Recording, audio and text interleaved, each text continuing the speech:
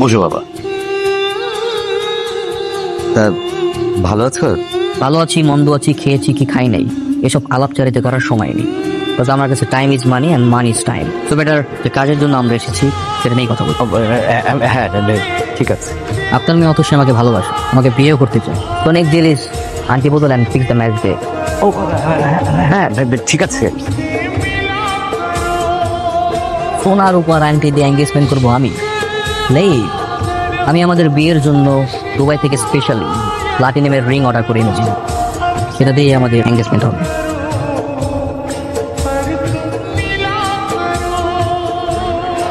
তোর ইউনিভার্সিটিতে ঢুকার ভিসা কে দিল রে? বস্তু টাইপ ছেলে অত সে বন্ধ হয় কি করে? এরকম লোয়ার ক্লাস ছেলের কাছে ওকে ম্যাথ শিখতে হবে না, গাছকে বিদায় করে দাও। সরি। সরি কেন? আমি জানি কালকে তুমি বাবার কথাগুলো শুনে ফেলেছো আর হয়তো কষ্টও পেয়েছো। না না, আমি কোনো কিছু শুনি নাই। আচ্ছা যাই হোক, আমি যেহেতু তোমার কাছে খুব ভালো ম্যাথ বুঝি, তাহলে তোমার কাছে শিখবো। কালকে থেকে আমি তোমার বাসায় গিয়ে শিখবো। আমার বাসায় তুমি পরিবেশ নাই। তুমি যদি এরকম পরিবেশে পড়ে ইউনিভার্সিটি টপার হতে পারো, তাহলে আমি কেন পারবো না? বুঝছো? আচ্ছা ঠিক আছে। বাবা, আমাকে একটু চা দেন। ঠিক আছে, দিচ্ছি। আরে ভাই, কি করতেছেন এইসব? মাসে মাসে থাকতে পারবা, ভাড়া দিবা না, এইরকম ভাড়াটি আমার দরকার নাই। ভাই আমি আপনার বললাম তো, আমার 2 দিন সময় দেন, আমি আপনার সব টাকা দিয়ে দিতেছি ভাই। তোমার তো সময় দিতে দিতে আমার ঘড়ি নষ্ট হয়ে গেছে। তোমার সময় দেওয়ার আমার টাইম নাই। গাড়িতে বসকাবেন দিয়ে চলে যাবা। আমি না নতুন একটা টিউশনি পাইছি, টিউশনের টাকা পাইলে আমি আপনার টাকা দিয়ে দিতেছি। এই, তোর পকেটে 2 টাকাও নাই, তুই টিউশনি করে তুই খাবি না আমারই টাকা দিবি? কই যাচ্ছি? তোকে বললাম না রাইসুলের কাছে আমি টিউশন করবো। বেশি কি টিচার অভাব পড়ছে? না, বাট ওর কাছে আমি খুব ইজিলি বুঝতে পারি, দ্যাটস ওয়াই।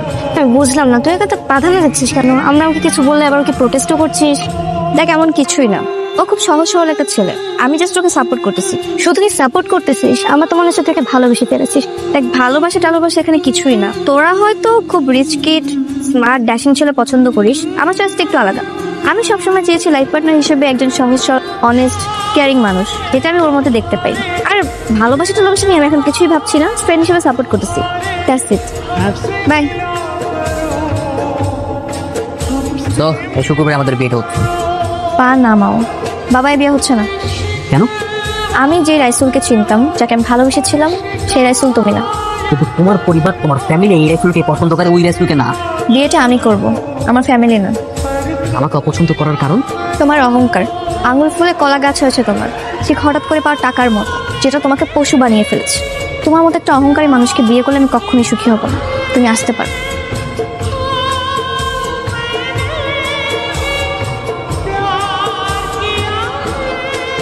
বারবার ফোন দিচ্ছ কেন?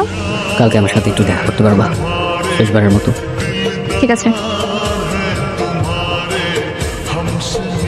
কি ব্যাপার? সেই আগের বস্তি, স্যান্ডেল, শার্ট, প্যান্ট, মানে কি? হুট করে এতগুলো টাকা পাওয়ার পরে আমি অমানুষ হয়ে গেছিলাম। আমি এখন মানুষ হতেছি, সৎভাবে উপার্জন করে নিজের পায়ে দাঁড়াতে চাই। তো আমাকে কেন ডেকেছো? যে মেয়ে নিঃস্বার্থভাবে একটা ছেলেকে ভালোবাসতে পারে, সেই ছেলেটা সেই মেয়েটার জন্য পুরো পৃথিবী উপরে ফেলতে পারে। টাকা পয়সা, বাড়ি গাড়ি, দম দৌলত, এসব তো কোনো কিছুই। তাই আমি আমার যত স্থাবর অস্থাবর, যত সম্পত্তি আছে, যা কিছু আছে, সব কিছু বিভিন্ন এতিমখানা মাদ্রাসায় দান করে দিয়ে এসেছি। দান করে খুব ভালোই করেছো। সব তো তোমার ব্ল্যাক মানিই ছিল। তুমি তুমি কিভাবে জানলে? তুমি কি ভাবছো তোমার সবকিছু আমার কাছে অজানা? আমি সবই জানতাম। খুব ভালো হয়েছে যে নিজের ভুলটা বুঝতে পেরে আগে থেকে সূর্য নিয়েছো। দেখো, অথচ আমি শুরু থেকে তোমাকে ভালোবাসি, কিন্তু আমি জানতাম যে তোমার আমার ভালোবাসার কোনো পরিণতি নেই। আমি আমার নিজের অবস্থান জানি, আর এই সব কিছুর মূলে ছিল টাকা। টাকার জন্য আমি এমন কোনো জায়গা নাই, নিজের ঘর বলো, বাড়ি বলো, ভার্সিটি, ফ্রেন্ড সার্কেল, বন্ধু বান্ধব, এমন কোনো প্লেস নাই যে অপমান অপদস্থ হয়নি। ইভেন কি তোমার ফ্যামিলির সামনেও। টাকা কিভাবে কামাবো, এটাই ছিল আমার প্রধান লক্ষ্য। এটা বৈধ হোক আর অবৈধ হোক, তোমাকে পাওয়ার জন্য আমি সবকিছু করার জন্য রাজি ছিল। কিন্তু আমি জানতাম যতক্ষণ না পর্যন্ত আমি অনেক টাকা কামাতে না পারবো, তোমার ফ্যামিলি আমাকে গ্রহণ করবে না।